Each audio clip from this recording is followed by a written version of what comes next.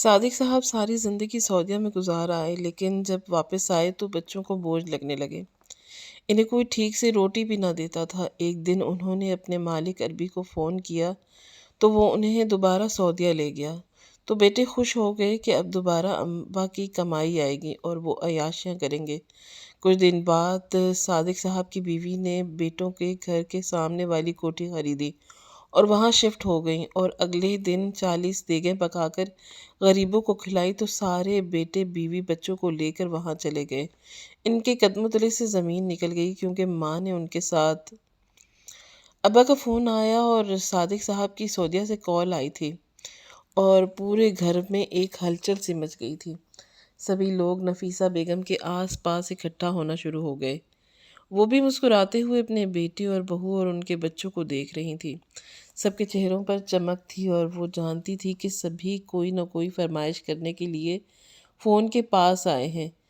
ایسا ہمیشہ سے ہی ہوتا آیا تھا۔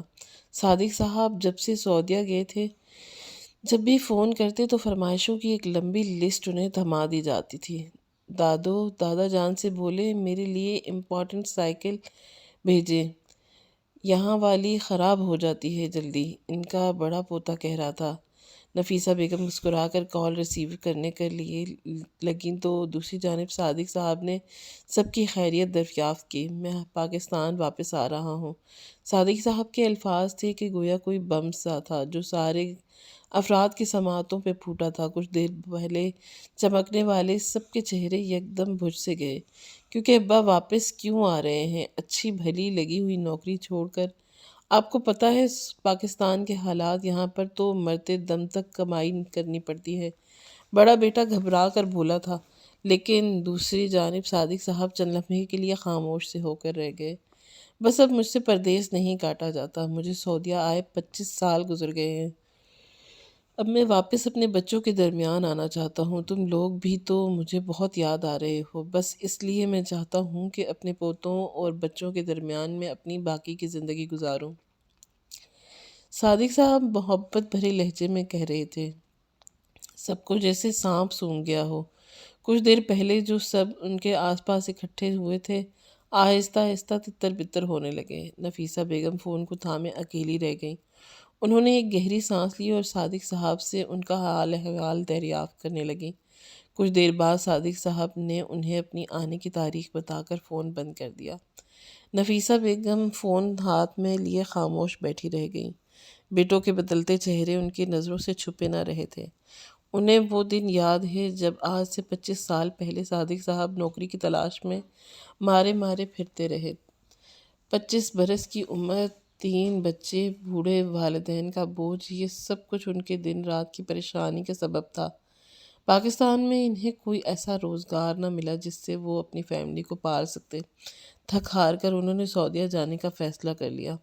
سعودیہ میں انہیں اچھی نوکری مل گئی اور وہ ایسا وہاں پر کیے کہ دوبارہ پلٹ کر واپس پاکستان نہ آنا نصیب ہی نہ ہوا۔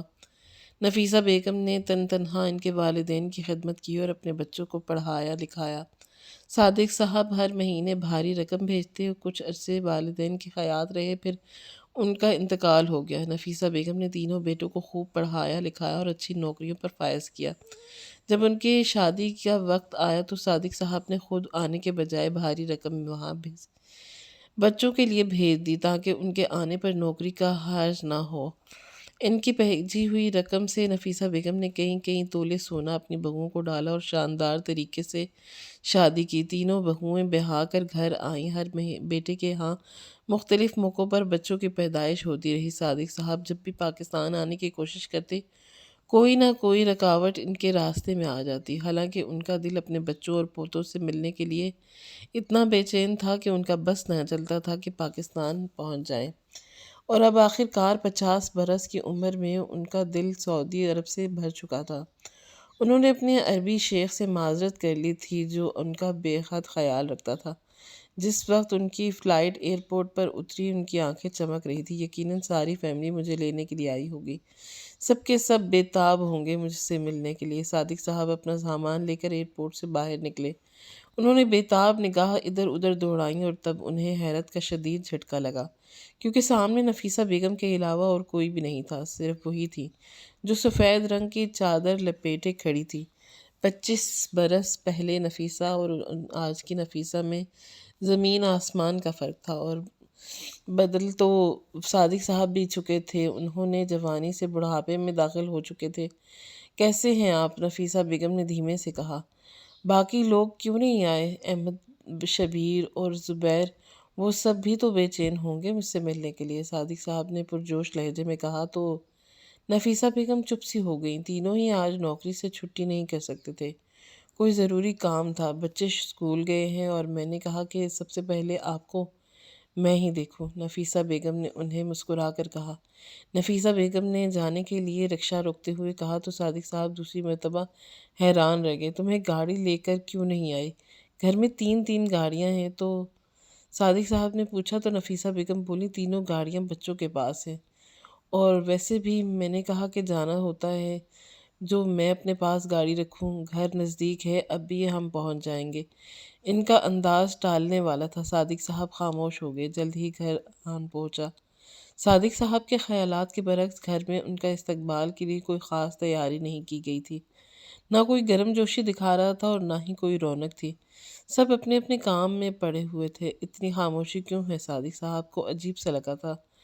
میں نے کہا تو ہے کہ گھر میں کوئی بھی نہیں ہے، آپ کھانا کھا کر آرام کریں، رات تک سبھی اپنے اپنے کام کاج سے باہر واپس آ جائیں گے، تبھی آپ کی ان سے ملاقات ہوگی۔ نفیسہ بیگم نے صادق صاحب حیران سے ہو کے، لڑکے نہ صحیح ان کی بیویاں تو گھر میں ہی موجود تھیں، مگر کوئی بھی ان سے آ کر نہیں ملا تھا، لیکن انہوں نے اپنے ذہن پر زیادہ زور نہ ڈالا اور کمرے میں جا کر آرام کرنے لگ گئے۔ ان کی آنکھ لگ گئی تھی، جب ان کی آنکھ کھلی تو گھر میں شور سا مچا ہوا تھا۔ وہ خوش ہو گئے کہ جلدی سے کپڑے تبدیل کر کے وہ باہر نکلے، گھر میں خوب رونق لگی ہوئی تھی۔ تینوں لڑکے کام کاج سے واپس آ چکے تھے اور ان کی بیویاں بھی بنی سوری لاؤنج میں بیٹھی ہوئی تھیں۔ چھوٹے بچے کھیل رہے تھے، کوئی ہوم ورک کر رہا تھا اور کوئی موبائل ہاتھ میں لیے کارٹون دیکھ رہا تھا۔ صادق صاحب مسکراتے ہوئے آگے بڑھے اور لاؤنج کے بیچوں بیچ کھڑے ہو گئے۔ انہیں لگا کہ سب انہیں دیکھتے ہی ایک دم ان سے لپٹ جائیں گے، اور تبھی بیٹے احمد کی نگاہ ان پر پڑی اور ابا جان آپ واپس آ گئے، کتنا منع کیا تھا آپ کو آنے سے، لیکن آپ بھی اپنی ہی کرتے ہیں، چلو اب آ ہی گئے ہیں تو میں نے کیا کہہ سکتا ہوں، اور کرسی پر بیٹھے بیٹھے عام سے انداز میں کہہ رہا تھا۔ ہاں البتہ چھوٹا زبیر اور شبیر دونوں اٹھ کر آ کر صادق صاحب سے گلے ملے، بہو نے بھی آ کر ان سے پیار لیا، لیکن ان کے کسی انداز میں بھی گرم جوشی نہیں تھی جو صادق صاحب کو چاہیے تھی۔ کھانا لگا دیا گیا تھا، صادق صاحب خاموشی سے کھانے کی ٹیبل کی جانب بڑھے۔ اس کرسی پر مت بیٹھے ابا جان، یہاں پر احمد بیٹھتے ہیں اور احمد کے ساتھ میں بیٹھتی ہوں، وہ سربراہ کی کرسی ہے۔ کرسی پر بیٹھنے کے لگے تو بڑی بہو نے انہیں ٹوک کر کہا۔ صادق صاحب کو شرمندگی سی ہونے لگی، وہ خاموشی سے کرسی سے ہٹ گئے۔ احمد آ کر وہاں آرام سے بیٹھ گیا، رفتہ رفتہ سب اپنی اپنی کرسیوں پر بیٹھ گئے۔ صادق صاحب کے لیے کوئی کرسی خالی نہ بچی تو نفیسہ بیگم خاموشی سے یہ سب دیکھ رہی تھیں اور اپنی جگہ سے اٹھ گئیں۔ آپ اندر کمرے میں بیٹھ جائیں، میں آپ کو وہیں پر کھانا دے دیتی ہوں۔ صادق صاحب ہکا بکا رہ گئے، یہ کیسا استقبال تھا، اس کی تو انہیں ذرا بھی امید نہیں تھی۔ انہوں نے گھبرا کر اپنے بچوں کی جانب دیکھا، کوئی بھی ان کی جانب متوجہ نہیں تھا، سبھی اپنی اپنی بیویوں سے باتیں کر رہے تھے، دن بھر کی روٹین شیئر کر رہے تھے۔ نفیسہ بیگم نے ان کا ہاتھ تھاما، یہاں کھڑے رہنے کا کوئی فائدہ نہیں، آپ اندر بیٹھ جائیے۔ وہ انہیں لے کر کمرے کی جانب بڑھیں۔ صادق صاحب نے صاف دیکھا کہ نفیسہ بیگم کے بھی ٹیبل سے اٹھ جانے پر کسی کو کوئی فرق نہیں تھا۔ صادق صاحب کا دل خشک پتے کی طرح لرز گیا۔ بچے میرے آنے سے خوش نہیں ہیں، انہوں نے کمرے میں جاتے ہی نفیسہ بیگم سے کہا۔ وہ چپ سی ہو گئیں۔ دراصل بچے چاہتے ہیں کہ آپ بھی کچھ وقت آپ سعودیہ عرب میں گزار لیں۔ احمد کاروبار کرنا چاہتا تھا، اس لیے اسے رقم چاہیے تھی۔ زبیر نے بھی ایک نیا پلاٹ خریدنا تھا، اس لیے اسے پیسے چاہیے تھے۔ آپ کے جلدی واپس آنے سے انہیں مایوسی ہوئی ہے۔ نفیسہ بیگم کی بات کو جتنا ہلکا پھلکا بنا کر ان کے سامنے پیش کر رہی تھیں، انہوں نے کہا، کیا مگر صادق صاحب کا دل مطمئن نہیں ہو رہا تھا؟ نفیسہ، میں نے 25 سال سعودیہ میں گزارے ہیں، اب میرا دل وہاں تنگ ہو گیا تھا۔ میں تم سب کے ساتھ زندگی گزارنا چاہتا ہوں، اور بچوں کی طرح پھوٹ پھوٹ کر رو دیے۔ نفیسہ بیگم بھی خاموش بیٹھی رہیں، خود وہ بھی رونے لگی تھیں۔ کچھ دیر بعد جب سعید صاحب کا دل تھوڑا ہلکا ہوا تو نفیسہ بیگم نے کہا کہ میں نے آپ کے لیے کھانا لاتی ہوں۔ آپ نے صبح بھی کچھ نہیں کھایا تھا۔ وہ کمرے سے باہر آئی، ڈائننگ ٹیبل خالی پڑا تھا، سب لوگ کھانا کھا کر اٹھ چکے تھے، صرف بڑی بہو برتن سمیٹ رہی تھی۔ بیٹا، اپنے ابو کے لیے کھانا تو ڈال دو، نفیسہ بیگم نے کہا تو بہو یکدم چونکی۔ ارے کھانا تو بچا ہی نہیں، ساری روٹیاں بھی ختم ہو گئیں اور سالن بھی، چاول تو آج بچوں نے ہی ختم کر ڈالے۔ امی، آپ ایسا کریں انہیں باہر سے منگوا کر کچھ دے دیں، عام سے انداز میں کہتے ہوئے وہ برتن سمیٹ کر کچن میں لے گئی۔ نفیسہ بیگم کے پیروں تلے سے زمین نکل گئی۔ اگر وہ اندر جا کر صادق صاحب کو یہ بتاتی تو ان کا دل مزید برا ہو جاتا۔ انہوں نے سوچا کہ چھوٹے بیٹے سے کہہ کر باہر سے کھانا منگوا لیتی ہوں، انہیں تو باہر سے کھانا منگوانے کا طریقہ بھی نہیں آتا۔ وہ دھیرے دھیرے چلتی ہوئی زبیر کے کمرے میں آئیں۔ دستک کے لیے انہوں نے ہاتھ اٹھایا اور اندر سے زبیر کی آواز آ رہی تھی، یار اب میں کیا کر سکتا ہوں؟ اگر ابو واپس گھر آ گئے تو مجبوری ہے، برداشت کر لو، میں تو خود ان کی حرکتوں سے تنگ ہوں، اتنے سال ان کے بغیر ہی زندگی گزاری ہے، اب مجھے تو وہ فیملی کے اندر بیٹھے ہوئے بالکل ایک اجنبی انسان لگ رہے تھے۔ بتایا بھی تھا کہ انہیں مجھے پلاٹ لینا ہے، لیکن مجال ہے کہ ان کے کان پر جون تک رنگی ہو۔ اپنی عیاشیوں کے لیے خود پاکستان واپس آ گئے منہ اٹھا کر۔ بچوں کو تو کبھی کچھ سوچا ہی نہیں، زبیر اندر اپنی بیوی سے کہہ رہا تھا۔ نفیسہ بیگم لرز کر رہ گئیں، یہاں تو سبھی ان کے اور صادق صاحب کے خلاف ہو گئے تھے، اور کسی کی جانب منہ کرتی تو خاموشی سے وہ اپنے کمرے میں چلی آئی۔ صادق صاحب جو کھانے کے منتظر تھے اور خالی ہاتھ آتا دیکھ کر چونک گئے۔ دراصل میں آپ کے پاس آ کر بیٹھ گئی تھی تو کھانا ختم ہو گیا۔ آپ ایسا کریں، یہاں ساتھ ہی ایک ہوٹل ہے، وہاں سے اپنے اور میرے لیے کھانا لے آئیں، انہوں نے شرمندہ ہوتے ہوئے صادق صاحب سے کہا۔ دل پر جیسے بوجھ سا پڑ گیا، وہ خاموشی سے اٹھے اور ان سے پیسے لے کر گھر سے باہر نکل گئے۔ گلیوں کا تو انہیں کچھ پتہ نہیں تھا، لیکن 2-3 گلیاں مڑنے کے بعد انہیں ہوٹل نظر آ گیا۔ وہاں سے سالن کے نام پر انہیں پتلی سی دال اور سخت موٹی روٹی ملی، جو وہ گھر لے کر آئے، اور روٹیاں نہ تو صادق صاحب سے کھائی گئی اور نہ ہی نفیسہ بیگم سے۔ دونوں بڑی مشکل سے چند لقمے زہر مار کر کے خاموشی سے سو گئے۔ دن اسی طرح گزرنے لگے، لیکن گھر میں کسی کو صادق صاحب کے واپس آنے پر کوئی خوشی نہیں تھی۔ اس بات کو صادق صاحب کو بھی اچھی طرح احساس ہو گیا۔ سبھی ان سے بیزار سے تھے۔ ان کا دل چاہتا تھا کہ وہ ان سے پوچھیں کہ 25 سال جو انہوں نے اتنی کمائیاں کر کے انہیں پیسے بھیجتے رہے، آخر ان کا احسان کیوں نہیں مانتے؟ نفیسہ بیگم کی حیثیت بھی گھر میں ایک معمولی فرد کی سی تھی۔ دل چاہتا تو انہیں کھانا دے دیتی، اور ورنہ وہ دونوں بھوکے ہی رہتے۔ ایک روز وہ لاؤنج میں بیٹھے ٹی وی پر خبریں دیکھ رہے تھے۔ احمد ان سے کچھ فاصلے پر بیٹھا لیپ ٹاپ پر اپنا کام کر رہا تھا، جب شبیر احمد اندر داخل ہوئے اور ارے احمد بھائی، آپ نے سامنے والوں کی کوٹھی دیکھی ہے؟ اس قدر شاندار بن گئی ہو، وہ اٹلی سے ماربل منگوا کر لگوایا ہے انہوں نے، اور آرکیٹیکچر تو ایسا خوبصورت ہے کہ اپنے اس شہر میں نے آج تک ایسی شاندار کوٹھی نہیں دیکھی، اور خوب پیسہ لگایا ہے۔ وہ اشتیاق صاحب سے کہتا ہوا احمد کے برابر بیٹھ گیا۔ احمد بھی ہنس مسکرایا۔ میرا بھی بہت دل تھا کہ ہمارا بھی گھر ایسا ہی شاندار ہو، لیکن نہ جانے ہمارے ابا کو کیا سوجی کہ منہ اٹھا کر پاکستان واپس آ گئے۔ یہ نہیں کہ چند سال اور وہاں رہ کر کچھ پیسے بھیج دیتے، ہم اپنی رہائش کے لیے اچھی سی جگہ بنا لیتے، احمد نے باپ کی جانب دیکھتے ہوئے کہا تلخی سے۔ صادق صاحب سن سے بیٹھے رہے۔ شبیر کی آنکھوں میں بھی ناگواری گزری۔ بیٹا، میں نے تو اتنے سال تو وہاں پر کام کیا، اب میری بوڑھی ہڈیوں میں اتنا دم نہیں تھا کہ میں سعودیہ میں مزید کام کرتا، اور ویسے بھی تم سب اپنی نوکریوں والے اچھے خاصے پیسے کما رہے ہو، پھر میری آمدنی کی کیا ضرورت ہے؟ صادق صاحب نے ہمت کر کے کہہ ہی ڈالا، مگر دونوں بچوں کو تو ایسا لگا جیسے پتہ نہیں انہوں نے کیا بات کہہ دی ہو۔ اب آپ ہماری آمدنی پر تو نگاہ مت رکھیں، پاکستان میں ملتا ہی کیا ہے؟ جب آپ کو اچھی طرح پتہ ہے میں اتنے عرصے سے کاروبار کرنے کی کوشش کر رہا ہوں، اب وہ بھی نہیں ہو پائے گا۔ ہم تینوں اپنے بچوں سمیت اسی کھنڈر نما گھر میں ساری زندگی رہنا پڑے گا۔ لیکن آپ تو خوش ہو جائیں، کیونکہ اب آپ یہاں پر عیاشی کے ساتھ چارپائی توڑتے رہیں گے۔ تلخی بھرے لہجے میں کہتا ہوا احمد ان کے پاس سے اٹھ کے اندر چلا گیا۔ شبیر بھی برا سا منہ بناتا ہوا اندر چلا گیا۔ صادق صاحب پر تو جیسے گھڑوں پانی پڑ گیا تھا۔ انہوں نے اندازہ نہیں تھا کہ بچے ان سے اتنی نفرت کرنے لگے ہیں۔ ان کی آنکھوں سے تو آنسو نکلے اور ان کی داڑھی میں جذب ہو گئے۔ کانپتے ہاتھوں سے انہوں نے اپنے جیب میں پڑا موبائل نکالا۔ انہوں نے ایک فیصلہ کر لیا تھا۔ تھوڑی ہی دیر کے بعد وہ اپنے اسی عربی شیخ کا نمبر ملا رہے تھے، جس کے پاس وہ پچھلے 25 سال تک کام کرتے رہے۔ انہیں یاد تھا کہ اس شیخ نے انہیں پاکستان جانے سے کتنا منع کیا تھا۔ اس نے دبے دبے الفاظ میں کہا بھی تھا کہ جب اولاد کو اپنے باپ کی آمدنی سے محبت ہو جائے تو انہیں باپ کسی کام کا نہیں لگتا، مگر صادق صاحب نے نفی میں سر ہلا کر کہا تھا کہ ان کے بچے ایسے نہیں۔ مگر آج وہ خود ہی شرمندہ ہو رہے تھے۔ انہوں نے عربی شیخ سے درخواست کی کہ وہ دوبارہ سعودیہ آ کر ان کے پاس کام کرنا چاہتے ہیں۔ عربی شیخ نے ایک زوردار کہکا لگایا۔ کیوں؟ کیا بچوں نے 2 وقت کی روٹی دینے سے بھی انکار کر دیا؟ صادق صاحب خاموش سے ہو گئے۔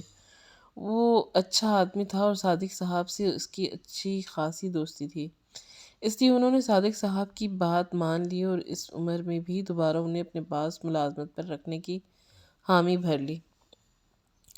فون بند کر کے صادق صاحب خاموشی سے اٹھے اور اندر جا کر اپنا بیگ پیک کرنے لگے۔ کہاں جا رہے ہیں آپ؟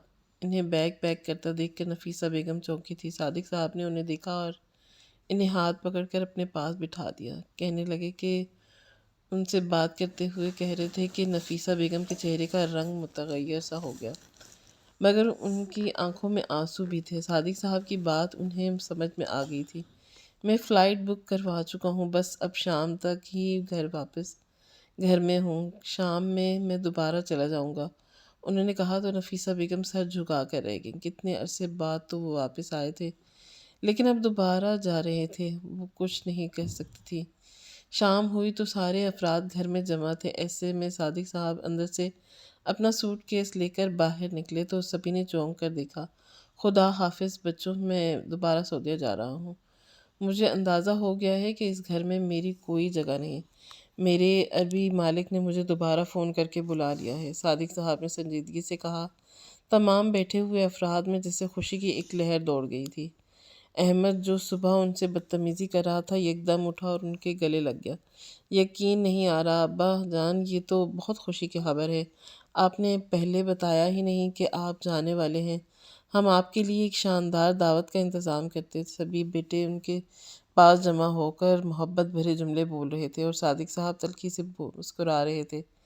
اس محبت کی اصلیت کیا ہے وہ بخوبی جانتے تھے۔ انہوں نے سرسری نظر میں ان کو سلام کیا اور گھر سے نکلتے ہی چلے گئے۔ نفیسہ بیگم حیران تھی کہ بچوں نے کیسے اپنا رنگ بدلا ہے، مگر وہ بہت خوش تھے۔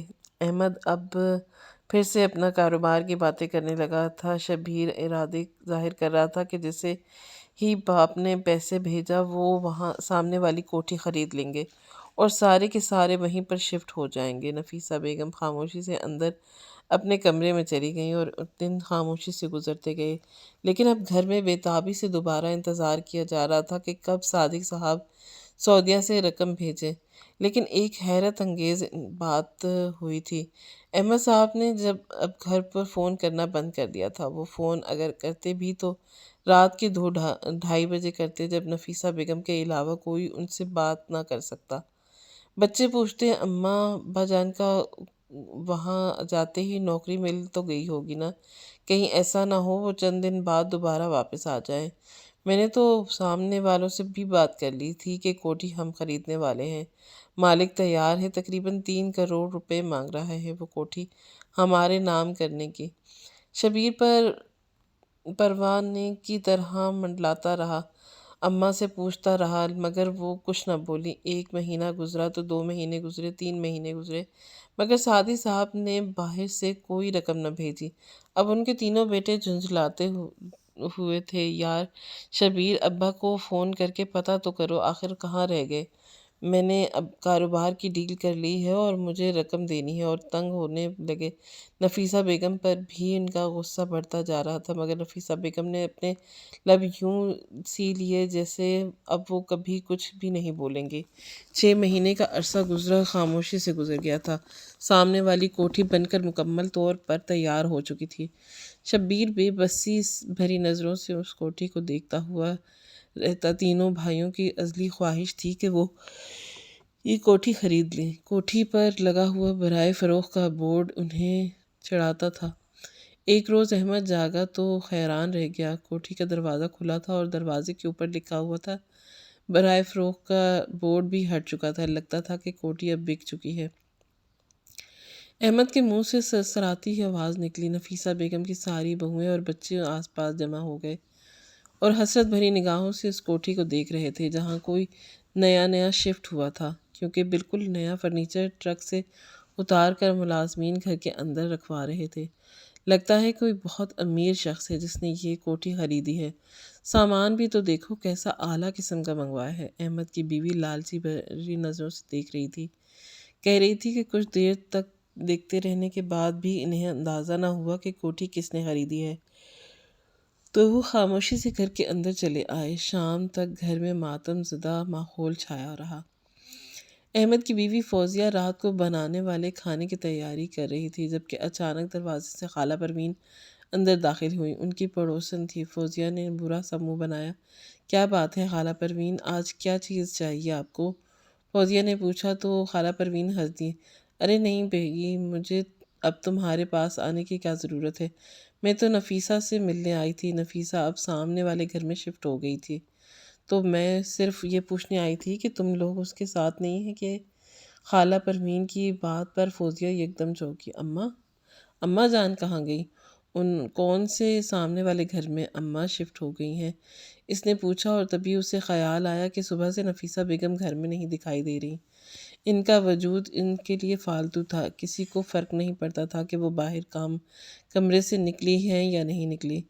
ارے لو، تم ان کی بہوئیں ہو اور تمہیں پتہ ہی نہیں ہے؟ صبح ہی تو نفیسہ بیگم نے سامنے والی کوٹھی کو خرید کر اپنے نام کر لی ہے، اور اتنا اعلیٰ فرنیچر منگوا کر اندر سیٹ کروایا ہے کہ بلکہ بادشاہوں جیسا گھر لگ رہا ہے اس کا۔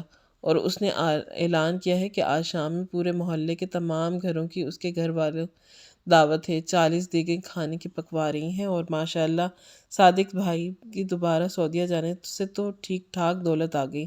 نفیسہ کے پاس خالہ پروین چہکتے ہوئے کہہ رہی تھی، اور فوزیہ کے اوپر تو جیسے کوئی آسمان ٹوٹ پڑا ہو۔ یہ کیا کہہ رہی ہو خالہ پروین؟ پیچھے ہی احمد کھڑا تھا۔ اس نے بھی ساری بات سن لی۔ سبھی رفتہ رفتہ خالہ پروین کے آس پاس جمع ہو گئے۔ زبیر نے بھاگ کر جا کر اماں کے کمرے میں دیکھا، واقعی ہی نفیسہ بیگم موجود نہیں تھی۔ لو، تم میں سے تو کسی کو خبر ہی نہیں، اللہ ایسی اولاد کسی کو نہ دے۔ خالہ پروین منہ بناتے ہوئے گھر سے باہر نکل گئی تھی۔ سب نے لپک کر دروازہ کھول کر باہر جھانکا۔ واقعی ہی سامنے والی کوٹھی کے باہر مزدور کئی دیگیں پکا رہے تھے۔ محلے کے افراد جوک در جوک نفیسہ بیگم کی کوٹھی میں داخل ہو رہے تھے۔ اماں نے یہ کوٹھی کب خریدی؟ بچے حیران تھے، لیکن انہیں کچھ نہیں سمجھ آ رہا تھا۔ جلدی تیار ہو جاؤ، جب سارا محلہ کوٹھی میں جا رہا ہے تو آخر وہ ہماری ماں کی ہی کوٹھی ہے نا، اب ہم بھی وہیں رہیں گے۔ ان کے ساتھ اماں نے شاید ہمیں سرپرائز دینے کے لیے یہ سب کچھ کیا ہو۔ اچانک یہ سب احمد نے خوشی بھرے انداز میں کہا۔ سب میں خوشی کی لہر دوڑ گئی۔ سب فٹافٹ اپنے اپنے کمروں کی طرف لپکے تھے تاکہ وہ تیار ہو کر نئی کوٹھی میں جا سکیں۔ شام تک سامنے والی کوٹھی کسی دلہن کی طرح سج چکی تھی۔ ملازمین کی ایک فوج تھی جو نفیسہ بیگم کے لیے کام کر رہی تھی۔ احمد، شبیر اور زبیر تینوں اپنی اپنی بیویوں اور بچوں کے سمیت تیار ہو چکے تھے۔ اشتہا انگیز پکوانوں کی خوشبوئیں سامنے والی کوٹھی سے امڈ رہی تھی، اور پورا محلہ جیسے سامنے والی کوٹھی میں جمع ہو گیا تھا۔ چلو چلو، اب ہم اس پرانے مکان میں نہیں رہیں گے، احمد نے خوشی سے کہا۔ دروازہ کھولا تھا۔ سبھی افراد کھلے دروازے سے اندر داخل ہوئے۔ نفیسہ بیگم کوٹھی کے بالکل درمیان میں ایک اونچے سے صوفے پر بیٹھی ہوئی تھیں۔ انہوں نے بڑا قیمتی جوڑا پہن رکھا تھا اور وہ مسکرا رہی تھیں۔ سبھی لوگوں کے لیے کرسیاں لگائی گئی تھیں، اور وہ ایک طرف بڑا سا بفے سسٹم تھا جس میں شاندار پکوان رکھے گئے تھے۔ لوگوں نے اپنی مرضی سے کھانا نکال نکال کر کھا رہے تھے۔ ہم لوگ عام لوگوں کی طرح کھانا کھائیں گے؟ سیدھے اماں کے پاس چلو، وہ تو ہمیں ڈائننگ ٹیبل پر کھانا کھلائیں گی، احمد نے فخریہ انداز میں کہا، اور سب لوگوں کے درمیان میں سے راستہ بناتے ہوئے سیدھا نفیسہ بیگم کے سامنے جا کر کھڑے ہو گئے۔ اماں، آپ نے اتنا بڑا سرپرائز دیا ہے ہمیں کہ خوشی کے مارے ہمیں یقین ہی نہیں آ رہا۔ یہ کوٹھی خریدنے کی تو ہماری برسوں پرانی خواہش تھی، آپ نے تو یہ خواہش پوری کر دی۔ بچے چاپلوسی انداز میں ماں کو کہہ رہے تھے۔ نفیسہ بیگم دھیرے سے مسکرائیں، تم لوگوں کو کوئی غلط فہمی ہوئی ہے، یہ کوٹھی میں نے نہیں خریدی بلکہ اس کے اصل مالک تو وہ ہیں۔ نفیسہ بیگم نے ایک جانب اشارہ کیا۔ تینوں بیٹوں نے چونک کر دیکھا۔ سامنے ہی قیمتی کپڑوں میں ملبوس صادق صاحب چلے آ رہے تھے۔ ان کے چہرے پر بڑی عمدہ مسکراہٹ تھی۔ محلے کے تمام سرکردہ لوگ ان کے سے بڑے احترام کے ساتھ مل رہے تھے۔ سبھی لوگ ان کا ہاتھ تھامنے کے لیے بے چین تھے، اور وہ کیوں نہ ہوتے، محلے کی سب سے شاندار کوٹھی کے مالک تھے وہ۔ ابا یہ کب واپس آئے اور انہوں نے یہ کوٹھی کس طرح خریدی؟ احمد کے منہ سے نکلا تھا۔ یہ بات تو انہیں سے پوچھ لو، نفیسہ بیگم نے کہا۔ صادق صاحب دھیرے دھیرے چلتے ہوئے ان کے پاس آ رہے تھے۔ زبیر شبیر ان کے گلے لگ گئے۔ شکریہ ابا، آپ نے سعودیہ واپس جا کر دوبارہ ہمارے لیے کمائی کی تاکہ آپ ہمارے لیے یہ کوٹھی خرید سکیں۔ مجھے پتہ تھا آپ یہ سب ضرور کریں گے، شبیر کہہ رہا تھا۔ صادق صاحب مسکرا دیے۔ نہیں، بالکل نہیں، یہ گھر تو میں نے اپنے اور نفیسہ کے لیے خریدا ہے۔ جس طرح تمہارے گھر میں میرے اور نفیسہ کے لیے کوئی جگہ نہیں، ہمارے لیے کھانا نہیں بچتا، بالکل اسی طرح میری اس کوٹھی میں تم لوگوں کے لیے کوئی جگہ نہیں ہے۔ محلے کے سبھی غریب لوگ یہاں پر آئے ہیں اور کھانا کھا رہے ہیں، تم لوگ بھی ان کے ساتھ شامل ہو جاؤ، کھانا کھا کر واپس چلے جاؤ۔ اس سے زیادہ رکنے کی یہاں پر تمہیں اجازت نہیں، صادق صاحب نے مطمئن انداز میں کہا، اور پلٹ گئے۔ تینوں بچوں کے سر پر آسمان ٹوٹ پڑا تھا، مگر ایسا ہی تو تھا، لوگ انہیں دھکے دیتے ہوئے سائڈ پر کر رہے تھے۔ نفیسہ بیگم سے ملنا چاہتے تھے۔ نفیسہ بیگم بھی اپنی جگہ سے اٹھ کر لوگوں سے ملنے لگیں۔ لوگ اب کھانا کھا کر رخصت ہو رہے تھے۔ ملازمین نے آ کر احمد، شبیر اور زبیر کو ان کی بیویوں اور بچوں سمیت پیچھے ہٹا دیا۔ اگر آپ لوگوں نے کھانا کھا ہے تو سامنے کھانا رکھا ہے، کھا لیں، نہیں تو بیگم صاحبہ کی اور صاحب کے سونے کا وقت ہو رہا ہے، گھر کو تالے لگانے ہیں۔ ملازمین کی باتوں پر تینوں بچے اپنا منہ لے کر گھر واپس آ گئے۔ ان کے عین سامنے نفیسہ بیگم اور صادق شاہانہ ٹھاٹھ باٹھ سے رہنے لگے۔ صادق صاحب نے اپنا ایک کاروبار بھی شروع کر لیا۔ ان کے تینوں بچے ان سے ملنے آتے تو وہ اچھے طریقے سے ملتے، لیکن اپنے گھر میں رہنے کی اجازت نہ دیتے۔ اب تینوں بچے سوائے پچھتانے کے اور کچھ نہیں کر سکتے، کیونکہ انہوں نے خود اپنے ہاتھوں سے اپنی جنت کو گنوا دیا تھا۔ اپنے معمولی نوکری سے اپنے گھروں کو چلاتے ہوئے تھے۔ تینوں بیٹے اسی پرانے گھر میں رہ رہے تھے۔ رفتہ رفتہ گھر کے اخراجات بڑھے تو ان کی گاڑیاں بک گئیں اور آنے جانے کے لیے انہیں رکشہ ٹیکسیوں کا سہارا لینا پڑا، جبکہ سامنے صادق صاحب اور نفیسہ بیگم نے شاندار گاڑی خرید لی تھی۔ دن رات اسی شاندار کوٹھی کے سامنے کھڑے ہو کر صادق صاحب کے تینوں بیٹے افسوس کرتے، لیکن اب سوائے افسوس کرنے کے ان کے پاس کچھ نہیں رہا تھا۔